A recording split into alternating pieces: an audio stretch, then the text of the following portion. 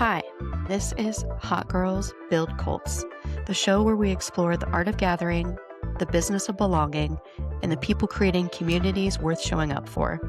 I'm your host, Megan Lycan, storyteller, community builder, and lifelong people connector.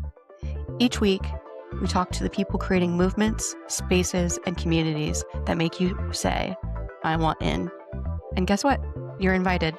Let's get into it.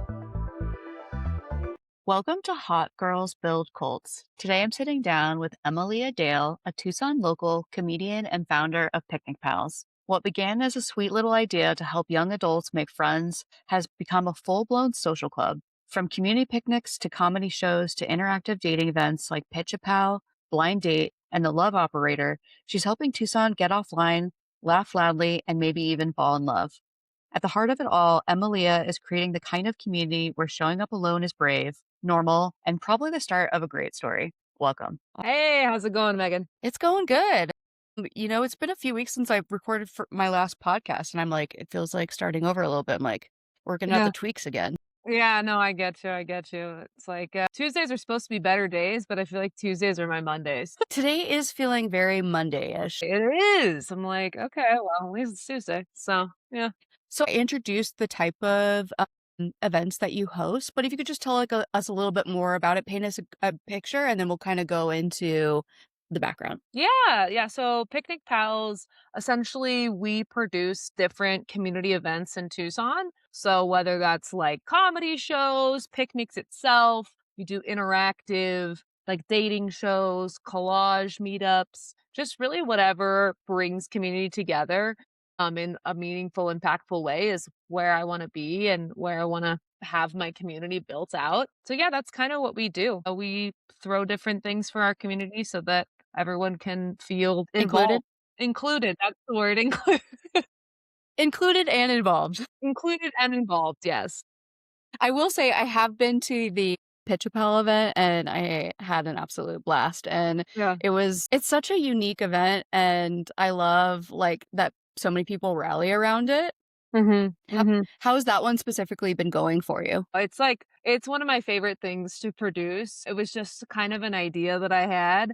And I had seen it kind of on the internet, and I'm like, all these different types of PowerPoint nights, and I'm like, I could do this. Let's do this. And I had a relationship with Congress and pitched them the idea. They loved it. And then it just kind of blew up from there. I didn't realize how much of a hit it would be. Like normally we were averaging like, I don't know, like maybe 30, 40 people max at some of my events. And this one, like record breaking, was hitting like 100 people, 120 people is our biggest event. So people really like it. I think what is impactful about the actual event is because before this was asked like, oh, will you do speed dating? Like, these other things for singles. And I hate speed dating. I've gone one time and it just is a very awkward, for me, it was very awkward and not my jam. But having a space where you're able to come with your single friends and you're able to come with your friends in relationships and everybody gets to be a part of the fun makes the experience so much more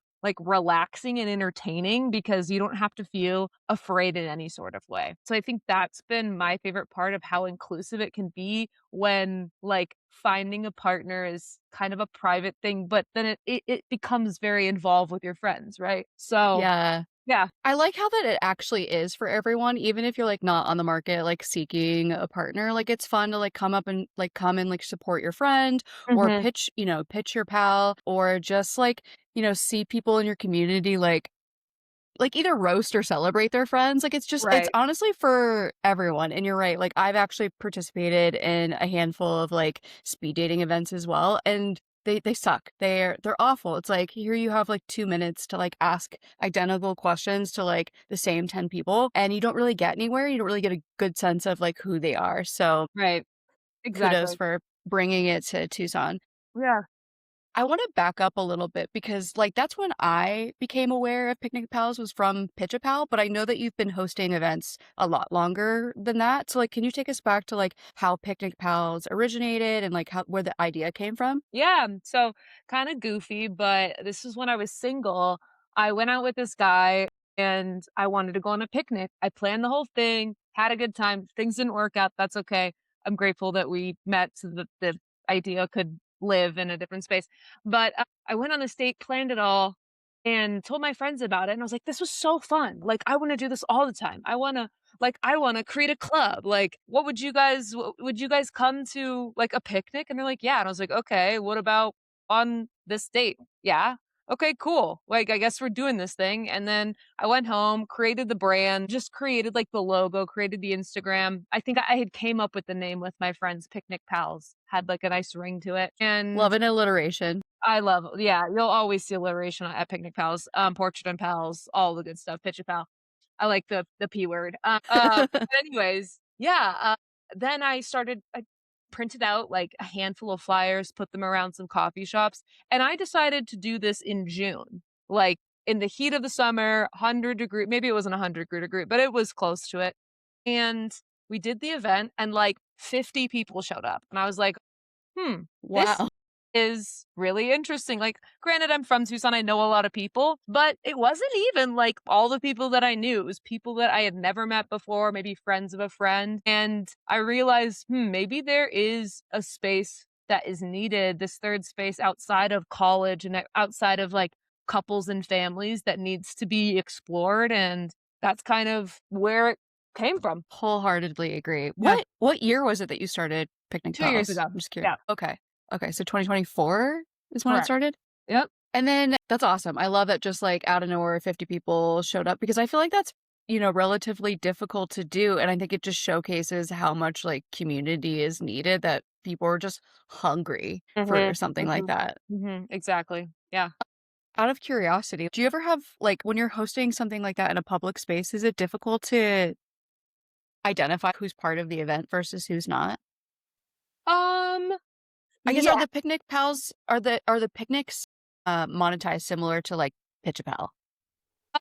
They've been more donation based than ticketed, and that's great. I love being able to have that space for the community. It does take a lot of work to be able to, put in a community event on like that, and I, invest my time and resources and make sure that everybody, feels like they left with, a good experience. So that in itself does kind of cost, but what's cool about it though is I try to make it as easy to identify as possible. We have name tags so okay, this is Picnic Pals. We got a sign, you can see my picnic blanket, my blue or my red picnic blanket. So you like know that it is Picnic Pals. Usually, I mean sometimes somebody else is doing a birthday party at the park, Yeah. but it's pretty people figure it out pretty quickly, and I'm somebody that is a pretty good host, and I can kind of sniff out, like well, and then sometimes I have a weird interaction, like, "Are you here for picnic pals?" And they have no idea what I'm talking about, like, "Why oh, you wanna join the picnic?" Like, "We got a Maybe you name tag." should. Yeah, yeah, Yeah. so that happens Yeah. too. That makes sense. Yeah, no, it was like one of those things I was just curious about. But I guess to kind of get back on track. So like I wanted to ask like cuz I sometimes feel like, community can be slow to validate or, I've kicked off like different communities before and not all of them have like launched, successfully immediately. Like has it like even after the first, 50-person event, like has it been like a steady stream of like attendance or like have you really had to work at like growing this community? And what does that look like? Yeah, no, I mean, really with any sort of event business, there will always be ebbs and flows. I have a lot of friends in comedy that, you know, talk a lot about just how hard the space can be with live events because there's a huge difference between having a social media following and an engaging social media following and getting people out from their phones and going to an event. That's a huge feat to ask, but, it kinda ebbs and flows. It matters the season. It matters how much marketing you put into it. If it's something that, you don't put a lot of effort into, you won't usually see a lot of fruit in your labor. But Mhm. the more people see an event on their social media, the more that they hear about it from their community, the more attention it brings to them and the more that we usually see with attendance. So true. Yeah. So, yeah, I'm more of the mindset of let's do like I'm doing this for me, not in the sense of like I'm selfish and I'm doing this like for my own gratification. That's not necessarily what I'm saying. But I'm saying like if somebody wants to start a social club, they have to be doing it out of joy and, like, love of whatever they're producing. Because if you hate what you're producing, it's not gonna be fun. So, I've really had to take a back seat and think, "Okay, if nobody shows up to this event, am I still gonna feel satisfied? Like, am I gonna be mad at myself for producing this?" Like, you gotta if you're just doing it for, like, to be seen, you're not gonna feel good at the end of the day. But if you go to, like, my collage clubs sometimes don't do the greatest, but it's something that I really enjoy, so I don't really care. Mm, I get to do a collage, it's usually a smaller group, so it gives me more time to connect in a smaller setting, and to me, that's sometimes more valuable than being in, a huge 120 show. So, I think it matters how you show up for people and what you're producing and making sure that's, like, something that you're passionate about. yeah, that's so true, and I'm glad we're talking about this because I talk to lots of different community builders. Some of them, it's like an area of their business, like something that they're monetizing or they use it as like a pipeline. But I think even if like you're building community to make money, at the crux of it, you still have to enjoy Mhm. being a community builder. Like you can't just like set it and forget it. Like, or, like people will definitely feel it if they feel like they're in some sort of sales funnel, or I know Yeah. that's a little bit different than like a social club, but I feel like, some people also set out to start a social club, for like some sort of financial gain or for visibility in their community, like whatever it is, at the crux of it, you still have to love the community and like be an active member yourself. So like, I think that's a really important thing to call out. Mhm. 100%. You've had a wide range of events that you've put on. What would you say, like, has, like, worked really well, or what have you seen has, like, flopped or surprised you along the way? Yeah, I think the biggest success I think we see is Pitch a Pal. It's just such a everybody event, like there's not really you don't have to like anything other than like your friend that is single, Yeah. or reality TV. That's like really the only thing that you have to like in order to go to Pitch a Pal. So it's a pretty easy thing to market. It's a big undertaking, that's the only thing, like, it is kind of a big sell to get somebody to go up there and to have a friend that's like, "I'm okay with, like, you doing a PowerPoint about me." So there is that is probably the hardest part of the event is getting the actual people to be excited about pitching because you really have to, like, be a public speaker and wanna do that. You're not gonna convince anybody Right. to get up there usually, sometimes, but so that's been the biggest success. A lot of marketing has to kinda go into that, word of mouth, all of that good stuff. I have to proposition people a little bit in my space to be like, "Alright, you should pitch this person because they've been single for a long time and they're really cool." Yeah, it sounds like you need, like, a lot of corralling and, like, people to sign up in order to kinda, like, sell the Exactly, event as well. exactly. Like, there's a lot of Yeah. logistics in that one specifically. Yeah, a lot of logistics, so that's not my favorite part, but when we're actually on the day of the show and I get to see all of these pitches, it's so fun, and just to hear, like, the stories that people the people that they get to meet, the connections that they get to make, it's pretty cool. I guess as far as, like, the biggest flop, I mean, I've had to cancel a few shows here and there just because of attendance. Usually, it's because I'm out of town and I don't have the same amount of like word of mouth marketing that I usually do. And that is not my favorite thing to do, canceling a show, but I'd much rather allocate a different time to that same idea or reimagine that idea than just like throw it to the curb. Cause sometimes it's more of just like finding the right title for the show, Yeah. finding the right way to market that show. If you don't put the grunt work in, a lot of the times you won't see that ROI. So I think that's it. I mean, the Collage Club, like I mentioned, sometimes doesn't have as many attendees as I'd like. I've found that when you have more of a picnic coupled with some sort of event, some sort of like thing that somebody can surround themselves with or do with their hands or something so it doesn't make you feel like, "Oh, I'm showing up to somebody's birthday party unannounced." Mhm. Like, Yeah. I need something to not feel weird. I feel like that has been the mind shift that I've needed that one of the members told me about that I was like, "Oh, I never even, like, thought about it." I thought people would just kinda wanna show up to hang out, but, like, having a purpose around hanging out, especially in, like, a setting of, like, I don't know these people or I'm bringing one friend. I think Yeah. has been something that I've had to learn how to adjust. Yeah, no, I mean, that makes sense. Like, I was talking to someone recently, like post 2020 or post COVID, a lot of people have developed social anxiety and like having some type of structure or facilitation really helps people like come out of their Mhm. shells and like, because small talk is also an art, you know what I mean? So if you're just like, oh, just show up and like be you, like that's terrifying for like Yeah. a large amount of people. Mhm, mhm. No, 100%, and I try to make sure that that's one thing I know I'm really good at is being a good host, and I've always been an includer, like, especially Pitch a Pal. You can see it on their faces or really any of the events. You can see when somebody's never been there and they're nervous as hell, and they're like, I don't know what I'm supposed to do," like, whatever, and I'll say, "Hey, like, or what do I usually say? Just like, "Hey, I'm Emiliya, like, what's your name?" And they're, like, Yeah. very caught off guard that somebody would introduce themselves, which is just crazy, but that's fine. Yeah. And they're like, "Oh, my name's Megan." I'm like, "Oh, Megan, that's so cool. Have you been here before?"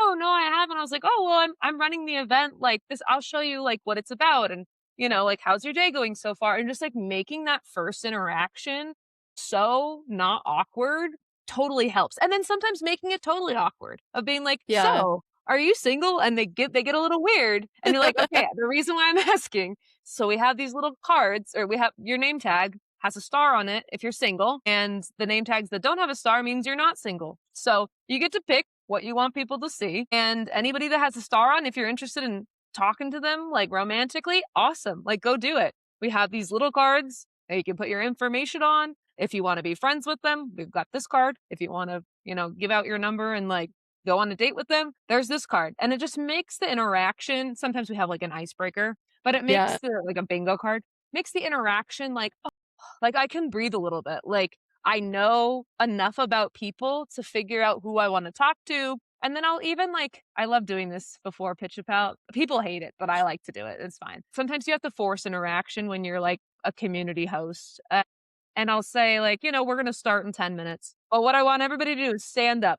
I want everybody to stand up like it's church. You're going to introduce yourself to somebody. Your challenge right now is to go find somebody that has that you don't Has know. like And yeah. whatever. You don't know. And I want you to ask them what they're working on creatively. What's because that's a very open-ended question. It really or my other favorite question is, what's the most boring thing about you? Because That's a good one. it's never the most boring thing, it's what you think is boring. I've had people say, "Oh, I do stand-up comedy." To somebody else, that would think that would be so cool, but to my stand-up comic friend, that's so boring to him because it's all he does. So, just, like, allowing and then people laugh, and people when people laugh, they're more likely to, like, interact with other people, so and open up. So, I think just It's like creating that a shared space. experience because it's funny Right. because I like the pitch Pal that I attended, you also had us do like an icebreaker, like stand up and like meet someone who you didn't, or I think yeah, it was meet someone that you haven't met before, but also I think it had to do with like whether you were single or not. Yeah. And Mhm. I love that that it's like a love-hate relationship because I was like, it's gonna be a no for me, dog. But like Everybody did it. everyone did it, yeah. Did So it it's like last forever? No, but then, whoever you talk to after or, you could talk to them after the show you're and it's like in not it super together with them, weird. yeah. Exactly. Yes, you're in it. You're in the awkwardness together because somebody forced you to do it. Sometimes you have to be the forcer. Yeah, and I love that you get to, like, leverage your comedy background as, like that makes Pitch a Pal such a fun experience because you're such a great facilitator and host, so, like, just, like, that Thank comedic you. flair that you add to, like especially if someone's, like, struggling with their Yeah. pitch, like, I love that you jump in and, like, kind of like, "Here's the assist," like, it's great. Yeah. Yeah. Yeah. You kind of have to, not everybody's used to being a public speaker or being an extrovert. And so if I can like be their like crutch, I'm happy to do that. Yeah. That's actually one of the primary reasons I started a podcast. Like, I am terrified of public speaking, and it's something I've been working on Really? forever, Huh. but I love doing a podcast because I can edit out all my fuck ups. I'm like, "Well," Oh, that's like hilarious. That's great. Huh, so, that's cool. Never thought about that. here we are. I still get to get my voice out there without being terrified. That's awesome. But enough about me. What would you say has been your favorite event to date? Is it Pitch a Pal? I mean, I love Pitch a Pal. She's just a lot of work. She's Yeah. she she's a needy bitch, like she is. And that's fine because sometimes those are the best people to hang out with. I have friends that are very, very needy, but they're great friends. But I guess what I'm trying that was a hard when you sent me that question, I was like I put Pitch a Pal down. Trying to think of It seems like you have a secret love affair with your, collage I group. do, I do. I've Yeah. been thinking I need to do I'm I need to talk to I'm trying to make that happen, have another, like, collage club meetup, like, sometime in July or August, because I haven't collaged in a while and, like, I've been fiending. I do really like that because it's such an easy environment for people, especially for people who are introverts, because, like, Mhm. you know what I love? Actually, my favorite event has to be our vision board. Like, like, kitschy as a vision board is, I really love it. I think it's Yeah. fun because and what I love about it is, like, yes, it, like, leans heavily female, fine.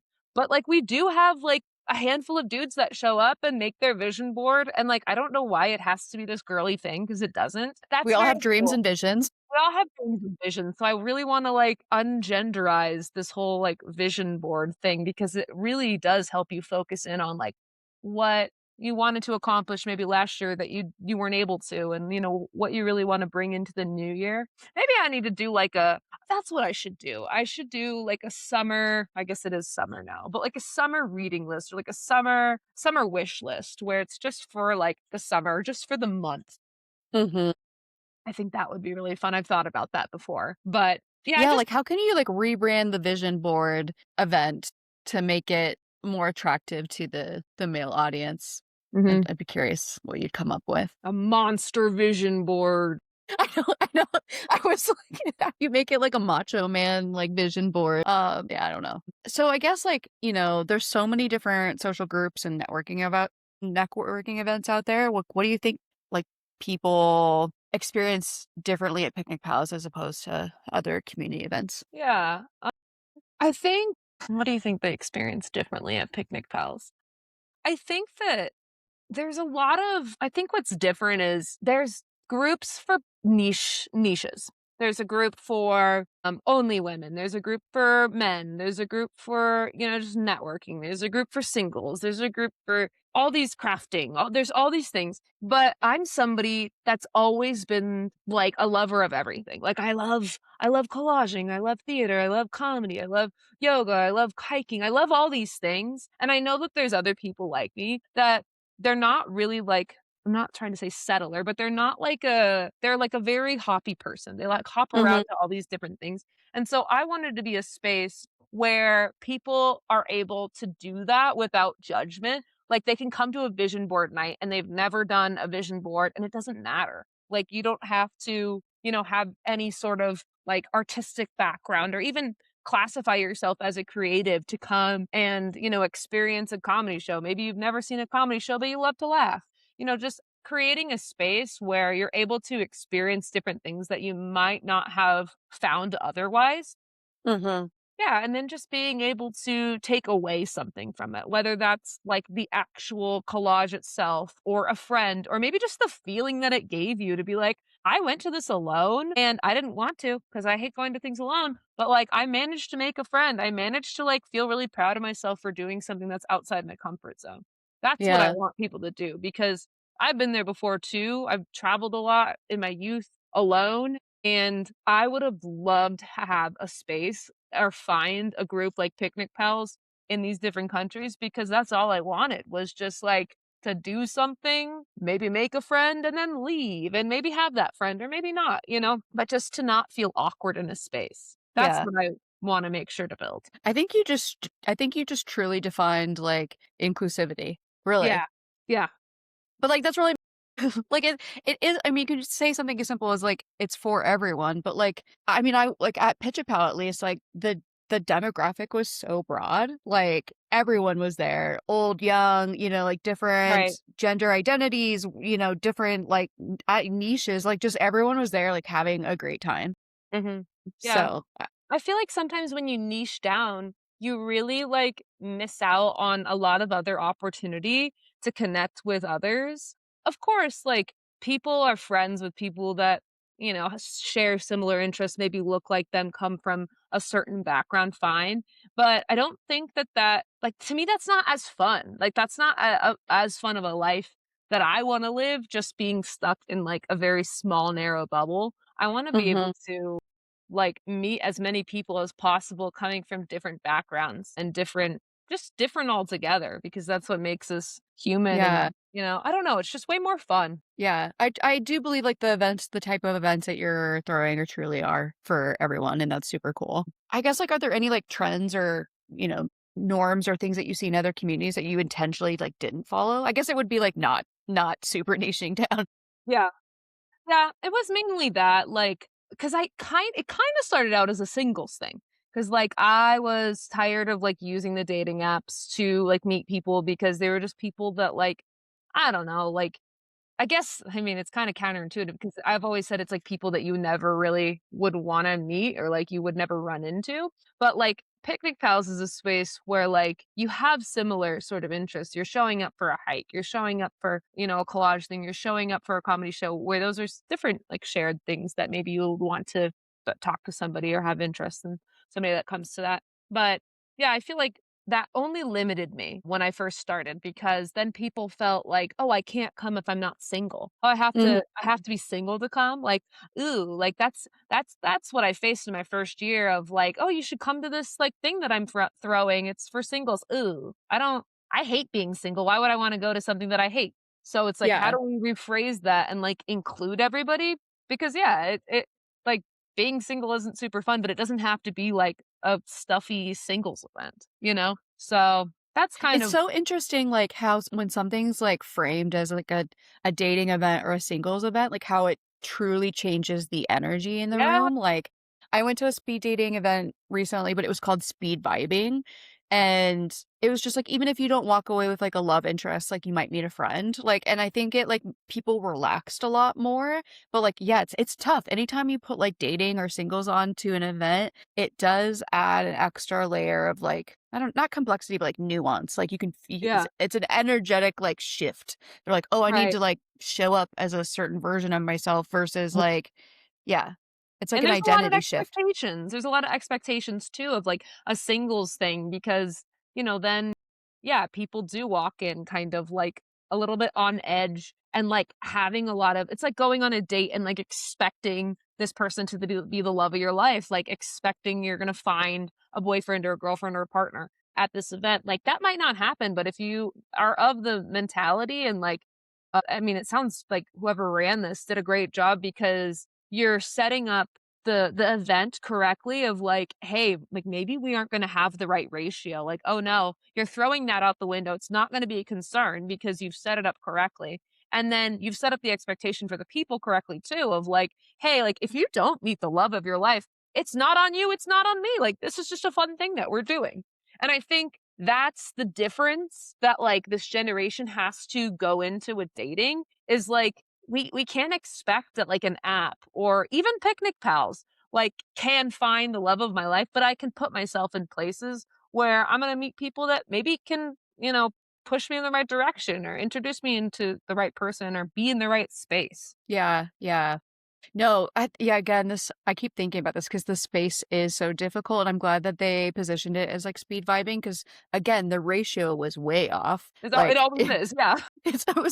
it was like 26 women, 3 men, and, like, the age range on the men was, like, really dispersed, like, there was one guy, like, in college, and then the other men were, like, 60 plus. But there was one thing that they did another thing that they really did that I loved at the beginning is it followed, like, a traditional speed dating format where you, like, switch tables every couple minutes, but at the beginning, they had everyone introduce themselves in, like, 3 bullet points about themselves, so, like, Yeah. even if you didn't get to sit and talk to someone, like, you kinda got a taste of who was there at the very beginning, and I thought that was a really smart move. Mhm, mhm. That's cool. I like that idea. So, I guess as we look forward for Picnic Pals and, like, the evolution of it, is there a next version of it that is exciting, but also a little scary or stretchy for you? Yeah, I mean, change is always kind of scary. I think one thing that I want to keep central is like the authenticity of the brand. I want to expand into like more events and partnerships. It does scare me a little bit because I only have so much time in the day. If I always talk about like if I had a twin, like I would make them do everything that I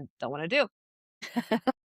But, as I expand, I don't wanna tarnish, like, the brand in any way to like that by like making it bigger, like a different demographic, I just kind of plan on doing more things that bring me joy and leaning more into my gut because I've in the last 2 years made a lot of mistakes. I've not trusted my gut and done different partnerships or work with different people or through different events that I wasn't super jazzed about and initially didn't feel right and I just still did it anyways and it always kind of ended up not being what I anticipated or expected or wanted to throw.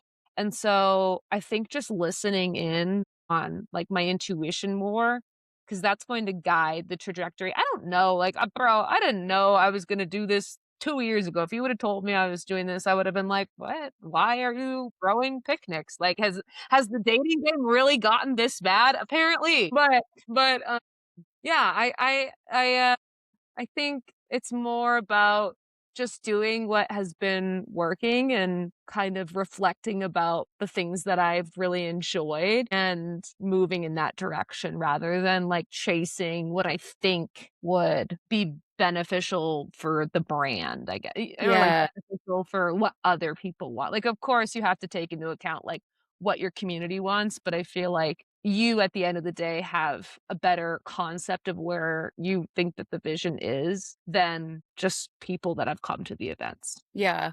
It's Yeah. a balance. Absolutely. I guess for, if someone was interested in starting their own community or social club, like what advice would you give them? Yeah.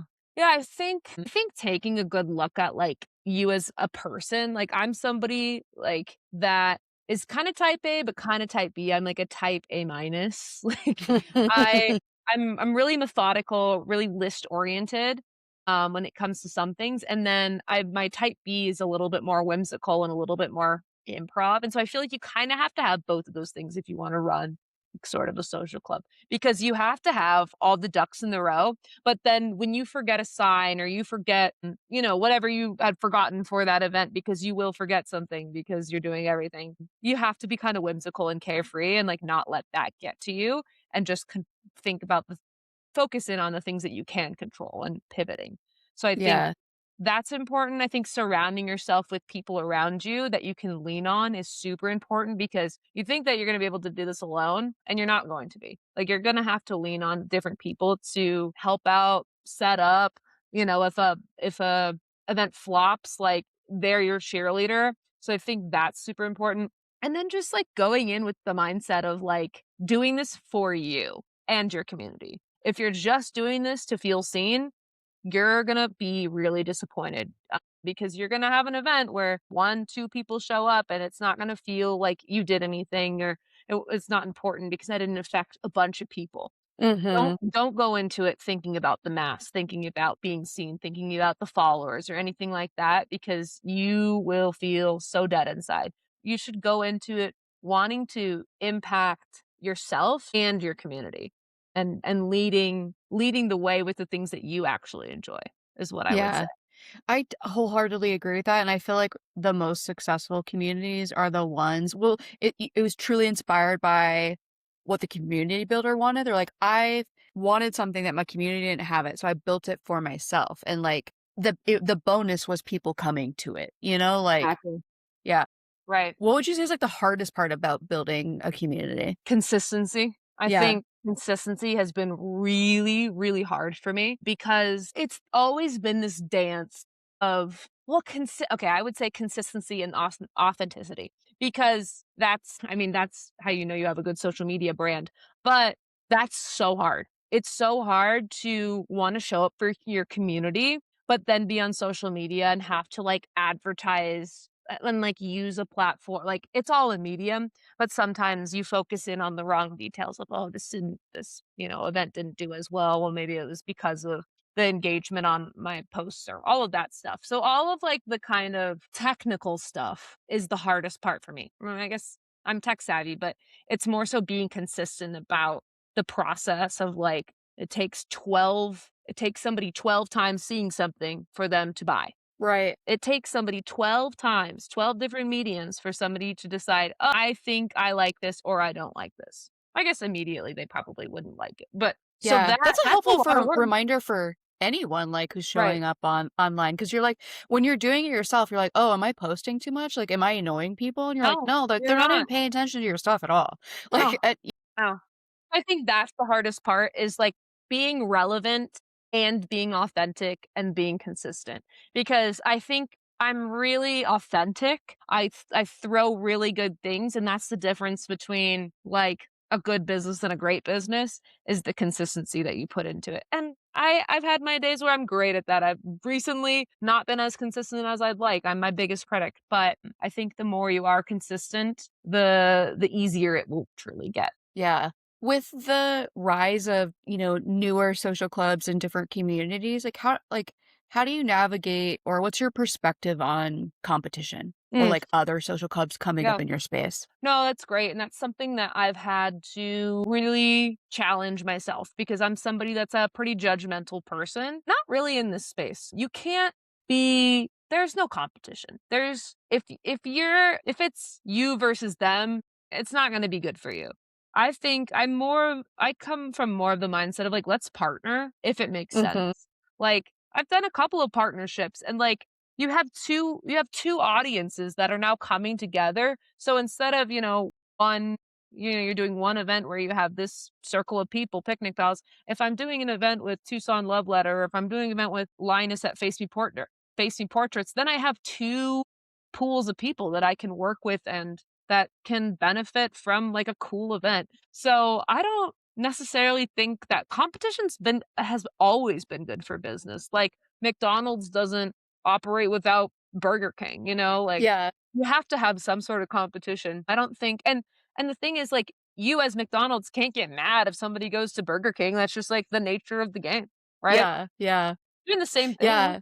in a different way. Yeah. Yeah, yeah, yeah. I love that perspective, and I feel like well, I guess a few things. I feel like Tucson and specifically is such a welcoming community, and so I feel like most people here, their first instinct is to be like, "Let's collaborate, let's partner," but I've also lived in some, like, cutthroat cities, and I've had conversations, like, not even just about building a community, but, like, anything you build. They're like, "Oh, it's, like, already saturated. Should I even get started?" And Mm, people, like but I'm like, at the end of the day, whether it's a social club or it's like your own business, like people buy from you. Like people want mhm, to be in your club. So it's like anyone who's worried about the concept of competition, like again, people want to work with you specifically and that's what makes it unique and draws mhm. people in. Mhm, 100%. I mean, I talk to clients every single day about competition and like, well, if I use your platform, like then the other yoga studio, then I'm on it with all these other yoga studios. Yeah, like that's business, but that doesn't mean your business is any better or worse than yoga down the street, you know. Right. They're coming back for who? They're coming back for your teachers, like the way that you teach, the feeling that you bring them. So many different things come into the factor of like somebody coming into your community. So I think when you get bogged down by competition, like it's really just like the fear, your self-limiting belief of like I'm not good enough. Get rid of that Mhm. shit. I mean, I struggle Get with that rid of that too. shit. Get rid of that shit. Because it's not really gonna bode you well. Like it's not. If everything's a competition, then it's not gonna be fun for you. But if you think of it, if everything's an opportunity and like, oh, this is just another partnership. I literally had to my mom sent me and I need to reach out. There's this girl that started a walking club and she's super cool. I don't know her, but my mom keeps sending me her these TikToks and like the self-doubt in me is like, oh, like, what was I thinking? Just like, oh, like, no, it was more so like, oh, I really need to be on my social media game. I need to be posting more. Like, I need to be doing all these things. I need to be doing more events, and I said something like that to my mom, and my mom's like, "Psh, like, what? Like, I only sent this to you just like to show you like some like another cool person doing a cool thing." And I'm like, "Yeah, you're right. Like, I should just like embrace it and be a fan and like maybe be a partner, you know?" So Yeah. I think again, it leans back to like having the people in your court that's like, "Hey, cut that shit out. That's not what I meant. That's not what you mean." And like everybody has the opportunity, like, you even have the opportunity to do something different, you know? Yeah. So, Yeah. yeah. It definitely sounds like this experience has, like, also been, like, a personal development experience as well. Oh, yeah. Like, I think I Yeah. mean, I think what building a business is, like, the ultimate, like, self-discovery Jur tool? Journey? Yeah, What word do I wanna use? What yeah. Journey.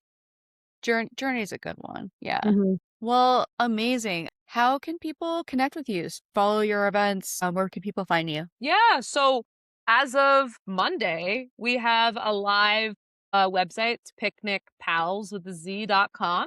So Hell all of yeah. our I know, very exciting stuff. Where's that, like, that air horn sound, like, I know. I was really excited about it. I've been working on it for a while with one of my friends. But yes, so we're having updates there. All of our events will live on there, and link to because we do different events at different places, so they link to the right places. Our social media, we always have updates there. I'll probably build out an email list. I don't know if I really want to do that. I get might on do that email list because it's the only contact list that you own. It's the only way you could. Good point. So, yeah, I mean, you can put your email in there. It just might be a little bit of time before you see an email from me, but I have all of that in my back end. But so, yes, we have a new website. Wanted to create that for people that are off of social media because I know that that has been kind of a It's a barrier trend. for some people. It's a, yeah, yeah, yeah. Dude, I want to be offline too, man. Like, I Same. can't now. But yeah, that's like maybe that's what you were talking about is what's the future for picnic pals? I want to figure out how to be a little bit more analog. Like, how do I don't know. If anyone has any ideas, put it in the comments because I'd love to do a Substack or like, I don't know. I don't really Yeah. know. But That would be super cool. I would love to brainstorm ideas on how you could make Picnic Pals, like, fully analog, like, in terms of, like, the business side of things. Like, we truly have gone back to carrier pigeons, like, and it's the coolest thing ever, like, yes, yeah. Decorate a pigeon collage day. Analog summer collage yeah, day. I don't know. Yeah, always ideas with me. But yeah, our Instagram, our website is probably the best way to reach out. If anybody ever wants to partner on an event, host an event that you want me to advertise, I'm happy to do that. I am somebody that will 100% always promote anybody else's event. That's just me. That's the way that I run business. So if you want me to promote something, you want to partner with something, my DMs are always open. That's probably the best way to reach me. perfect, and I'll add all of that to the show notes. Cool. Thank you so much, Emilia. Yeah, you're welcome. You're welcome. This is so fun. I had a great time. If this conversation lit something up in you, this is your sign. Share the episode, start the conversation, build the thing. And if you're creating community, hosting gatherings, or building spaces people actually care about, I want to meet you. I'm Megan Lycan, and this is Hot Girls Build Cults.